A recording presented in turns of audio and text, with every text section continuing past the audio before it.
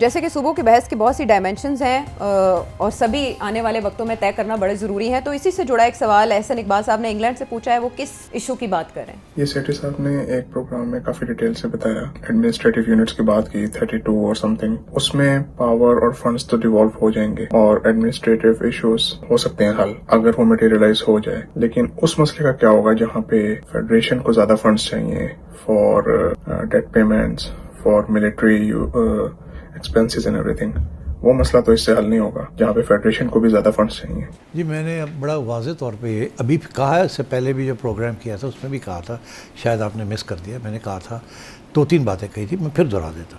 पहली बात है कि जो भी होगी ये सेटलमेंट, वो जैसे 1973 कॉन्स्टिट्यूशन के ऊपर कंसेंसस हुआ था ना, फुल कंसेंसस, जब तक वो फुल कंसेंसस नहीं होगा ऑफ ऑल स्टेक होल्डर्स और मेन स्टेक होल्डर्स, तो ये चलेगा नहीं, इसके अंदर बड़े प्रॉब्लम्स होंगे। तो एक तो मैंने ये बड़ी वाज़ेह तौर पे कहा था।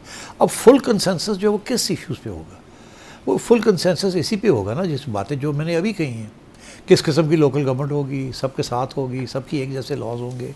अगर 100 रुपये फेडरल गवर्नमेंट को मिलते हैं तो उसमें से 56 रुपीज़ जो हैं वो पंजाब को चले जाते हैं, तो क्या वो पंजाब के 56 जो हैं वो 56 ही डिस्ट्रीब्यूट होंगे कि 30% चले जाएंगे नीचे और ऊपर 26% रह जाएंगे, या कि 56 को भी रिड्यूस किया जाएगा, रिड्यूस करके 46 हो जाएगा ताकि फेडरल गवर्नमेंट के पास और पैसे रहें, और 46 जो है उसमें से 16 इधर जाएंगे और 30 उधर जाएंगे। ये सारी बातें डिस्कस करके सेटलमेंट करनी पड़ेगी।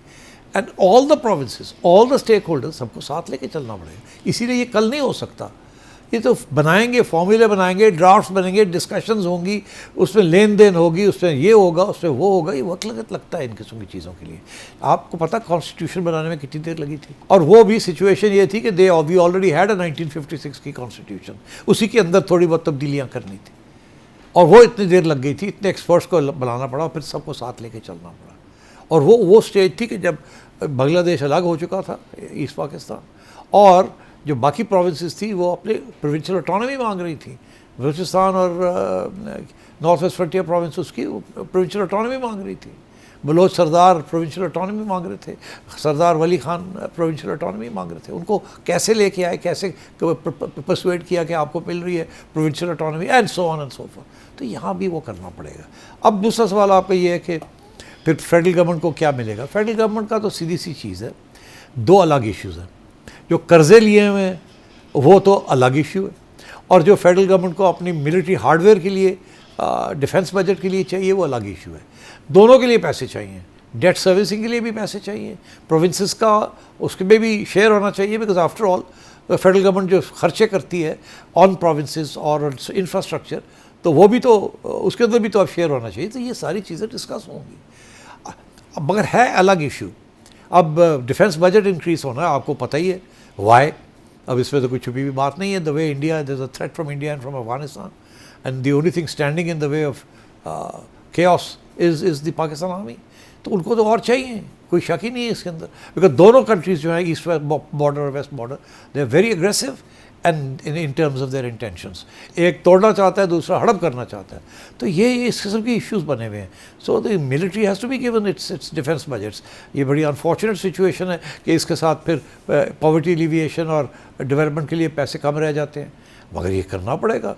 तो इसके लिए फिर आपको रिफॉर्म भी करनी पड़ेगी, टैक्स रेवेन्यूज़ बढ़ाने पड़ेंगे, अपने एक्सपेंडिचर्स खर्च करने पड़ेंगे जो कि नॉन डेवलपमेंट एक्सपेंडिचर्स हैं उनको, और नॉन मिलिट्री एक्सपेंडिचर्स को, जो अयाशियाँ होती हैं या जो लंबी लीकेजेस होती हैं, जो करप्शन होती है, जो एलिट्स हमारी लेके बैठी हुई हैं, खाने सब्सिडीज़ ले रही हैं, ये कर रही हैं, ज़मीनें ले, वो सब ख़त्म होना पड़ेगा। टॉल एजेंडा, मगर कोशिश यही होगी कि step by step. First step consensus, second step on what, third step core issue, we need more, federal government needs more funds from within।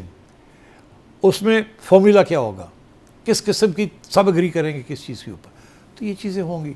बाकी जो है ये debt servicing and so on, ये तो this is a very big question. Debt servicing तो करनी पड़ेगी आपको, और वो रिफॉर्म के बगैर, not in terms of a constitutional reform but in terms of a budgetary reform, वो आपको करनी पड़ेगी if you want to have the resources to pay off your debts. वो अभी तक उसकी तरफ तवज्जो ही नहीं है। वो अंग्रेज़ी का मुहावरा मार्जिनल एक्सप्लोरेशंस हो रहे हैं।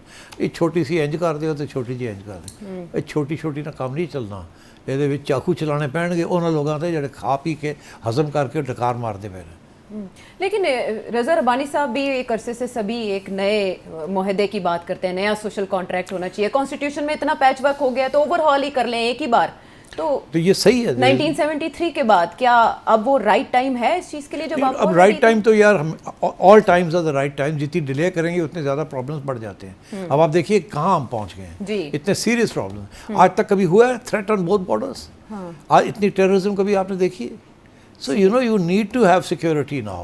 मैं पहले ये समझता था कि all you need to do is to stitch up with India and you don't have a problem, but we have ended up एक ऐसी सिचुएशन में because of past mistakes of past governments and establishments कि आज की establishment और आज की government is faced with all this new problems and they are trying to find solutions to it. Right. So right time की जब बात हुई तो सखर से मुमताज़ क्या सवाल करें? नए सुबहों के हवाले से मैंने आपका प्रोग्राम देखा। आपने ये कहा कि आपका यह मौक़िफ़ 3 दहाई पुराना है, लेकिन सर हमारे यहाँ जो हालात चल रहे हैं पख्तूनख्वा, बलूचिस्तान और कश्मीर में, और जिस किस्म का रिएक्शन आया है सिंधी नेशनलिस्ट और उससे बढ़कर आम सिंधी अवाम की तरफ से, तो उसको देखकर आपको ये नहीं लगता कि बिलफर्ज अगर ये कोई अच्छा काम भी है तो इसे करने का ये वक्त सही नहीं है? मेरा जवाब तो मैं दे चुका हूँ आपको पहले। वक्त तो बड़ी इंटरेस्टिंग बात यह है कि आज आप कह रहे हैं कि ये वक्त सही नहीं है। इसलिए आप कह रहे हैं ना बिकॉज जिस किस्म की केओस है इस मुल्क के अंदर इस वक्त, कोशिश की जा रही है स्टेबलाइजेशन के बाद growth, consensus building, nationalisms, ethnic nationalisms, party problems, लड़ाई झगड़े, ये इतने कभी नहीं पहले हुए। तो वो तो अपनी जगह, मगर आप देखिए जब नहीं भी थे तो उस वक्त भी, फॉर एग्ज़ाम्पल पहली मिलिट्री गवर्नमेंट आई इस मुल्क में, इस्टेब्लिशमेंट की गवर्नमेंट, तो उन्होंने 1 यूनिट बना दिया, नया प्रॉब्लम क्रिएट कर दिया। उसके बाद ज़िया साहब आए तो उन्होंने लोकल गवर्नमेंट की तरफ भागे, उसके वो भी नहीं चली। फिर आए अपने जनरल मुशर्रफ भी लोकल गवर्नमेंट की तरफ गए। अब हम कहीं और जा रहे हैं, मगर ये यहाँ आज जा रहे हैं, ये अगर उस वक्त करते तो उस वक्त हालात बेहतर थे, मगर फिर भी नहीं किया, इस तरफ नहीं गए। क्यों? बिकॉज सबको ये पता था इसके अंदर कंसेंसस क्रिएट करना is going to be difficult, और हालात अच्छे भी थे तो उस वक्त भी इन्होंने कंसेंसस नहीं क्रिएट किया। फॉर एग्जांपल मार्शल लॉ के अंदर क्या कंसेंसस होता है? वो तो बस आए और जो किया, तो 2 दफ़ा मार्शल लॉ लग चुका है और थर्ड टाइम तो सेम पेज किस्म की चीज़ चल रही थी। ज़िया का मार्शल लॉ भी हमने देख लिया, मुशर्रफ का भी देख लिया, और उसके बाद उससे पहले अयूब का भी। तीनों ने इतनी फार रीचिंग नहीं की। क्यों? उनको पता था कि ये प्रॉब्लम्स बन जाएंगे, लड़ाई झगड़े शुरू हो जाएंगे, हम नहीं रिस्क लेना चाहते। हालांकि उनको ये भी पता था, उनके कोई इरादे नहीं थे कि 2 साल के बाद घर जाना है या 3 साल के बाद। अरे भाई वो तो कालाबाग डैम नहीं बना सके, जो कि कंपेयर टू दिस इशू कुछ भी नहीं है। वो तो एक प्रोविंस को साथ लेना था और वो बंद हो सकता था अगर वो करते, वो नहीं किया। नहीं रहने दो, डिस्टेबलाइजेशन हो जाएगी, जो जिसकी तरफ आप इशारा कर रहे हैं।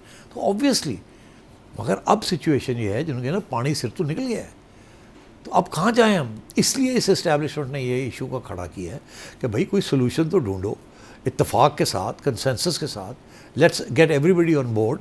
बड़ी हिम्मत है ये सोच रहे हैं, बिकॉज ऑप्शन नहीं रहा अब बहुत, जिसे कहते हैं ना, मुश्किल हो गया है।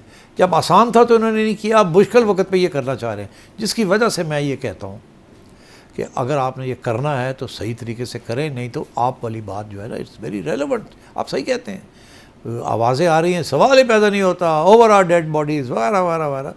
बलूचिस्तान के ऊपर 2004 तक तो ठीक था, कोई मसला ही नहीं था, ठीक हो रहा था, काम चल रही थी, जिसे कहते हैं ना, गाड़ी चल रही थी, वो लेन देन हो रही थी, कोई इतना शोर शराबा नहीं था। तो फिर जाके सरदार अकबर बुगटी की को असैसिनेट कर दिया, मार दिया, और उसके साथ एक नया ड्रामा शुरू हो गया, जो कि ड्रामा हट के अब एक रियलिज्म, एक फॉरेन इंटरवेंशन शुरू हो गई।